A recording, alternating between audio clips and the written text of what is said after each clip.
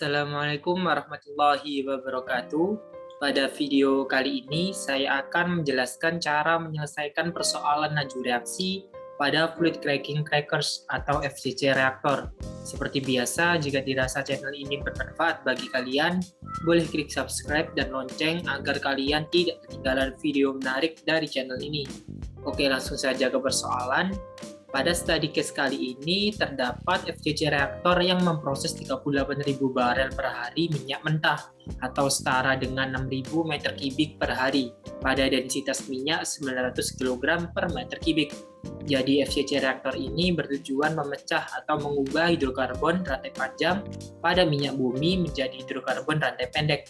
Minyak mentah yang diproses banyak mengandung komponen C20H42 atau hidrokarbon rantai panjang. Reaktor yang digunakan memiliki tipikal diameter dalam 4-10 meter dan tinggi 10-20 meter. Pada reaktor, terdapat 50 ton katalis berpori untuk mempercepat laju reaksi dengan kepadatan 800 kg per meter kubik. Jika 60% dari umpan berhasil diproses dalam reaktor, berapa laju reaksi yang dinyatakan dalam mol minyak yang bereaksi per kilogram katalis kali second dan mol minyak yang bereaksi per meter kubik katalis kali second. Ini merupakan ilustrasi dari FCC reaktor yang digunakan, yaitu berjenis Exxon dengan model keempat. Jadi di dalam reaktor FCC terdapat dua sub alat, yaitu reaktor dan regenerator. Reaktor berfungsi sebagai tempat terjadinya reaksi cracking atau pemecahan hidrokarbon, sedangkan regenerator berfungsi sebagai tempat regenerasi katalis yang akan digunakan kembali. Sebagai intermezzo, proses dalam FCC reaktor sederhananya adalah minyak yang sudah dilakukan pemanasan awal sekitar 250 derajat Celcius diinjeksikan melalui reaktor feed menuju riser. Kemudian katalis dari regenerator dialirkan menuju riser dengan bantuan lift steam atau lift gas. Katalis dan minyak akan saling bertemu di riser sehingga terjadi proses cracking dengan waktu yang singkat, sekitar 3 detik. Katalis dan produk yang masih bercampur dipisahkan dengan siklon lalu masuk ke stripper untuk menghilangkan sisa hidrokarbon pada katalis. Katalis selalu dialirkan ke regenerator untuk regenerasi atau aktivasi ulang katalis. Pada persoalan ini, kita hanya fokus dengan subproses di reaktor, karena proses cracking sekali lagi terjadi di reaktor. Kita lanjut ke cara penyelesaiannya. Pertama-tama, kita gambarkan persoalan yang terjadi pada study case.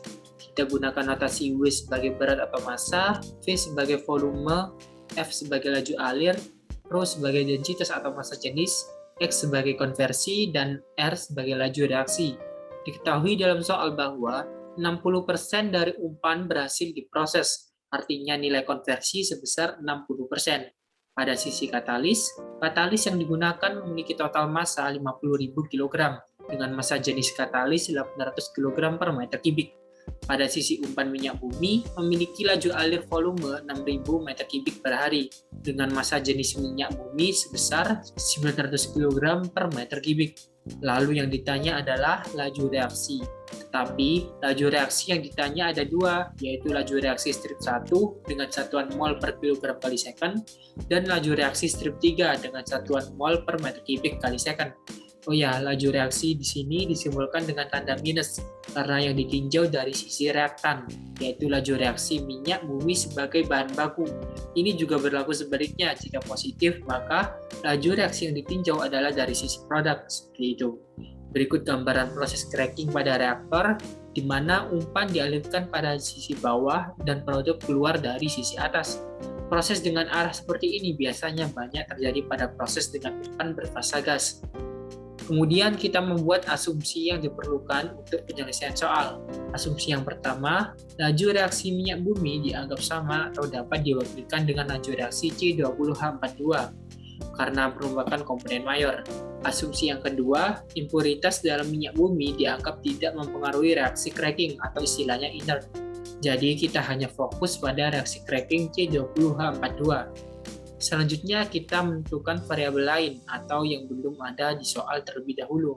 Variabel pertama yang kita cari yaitu volume katalis dengan rumus berat katalis dibagi dengan massa jenis katalis. Didapatkan volume katalis sebesar 62,5 meter kubik.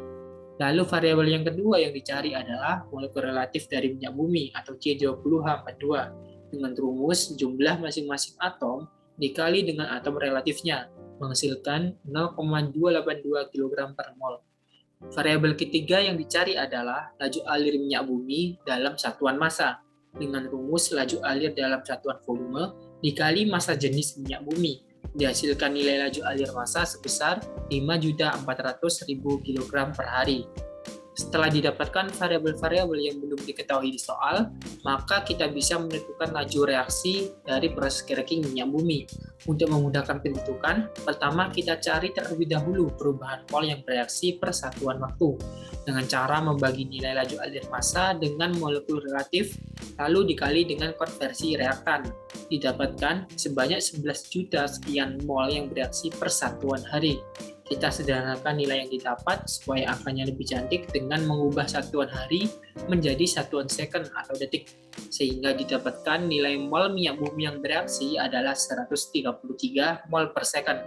Kemudian kita masukkan ke masing-masing persamaan laju reaksi. Untuk persamaan laju reaksi strip 1 yang berarti mol yang bereaksi tiap waktu per satuan berat katalis, maka kita membagi nilai mol yang bereaksi tiap waktu dengan berat katalis yang digunakan, yaitu 50.000 kg, sehingga didapatkan nilai 0,0027 mol reaktan yang bereaksi tiap waktu per kilogram atau berat katalis. Begitu juga dengan persamaan laju reaksi strip 3 atau mol yang bereaksi tiap waktu per satuan volume katalis. Maka kita juga harus membagi nilai mol yang bereaksi tiap waktu dengan volume katalis yang digunakan, yaitu 62,5 meter kubik, sehingga didapatkan nilai 2,13 mol reaktan yang bereaksi tiap waktu per meter kubik atau volume katalis. Untuk summarize-nya, jadi langkah dalam menentukan laju reaksi pada FCC reaktor adalah: yang pertama, kita harus menggambarkan atau mengilustrasikan persoalan dengan gambar, serta menuliskan variabel-variabel apa yang diketahui dalam sistem.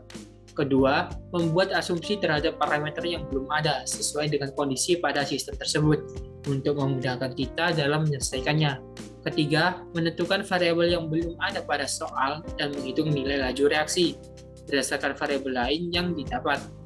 Dapat dilihat pada gambar, laju reaksi yang diperlukan untuk mengkonversi minyak bumi dengan laju alir 6.000 meter kubik per hari, yang prosesnya dibantu dengan katalis sebesar 50.000 kg dan konversi sebesar 60%, didapatkan nilai laju reaksi 0,0027 untuk satuan mol yang bereaksi tiap waktu per kilogram katalis, dan 2,13 untuk satuan mol yang bereaksi tiap waktu per meter kubik atau volume katalis. Sekian ulasan pada soal video kali ini, semoga bermanfaat. Keep review and learning.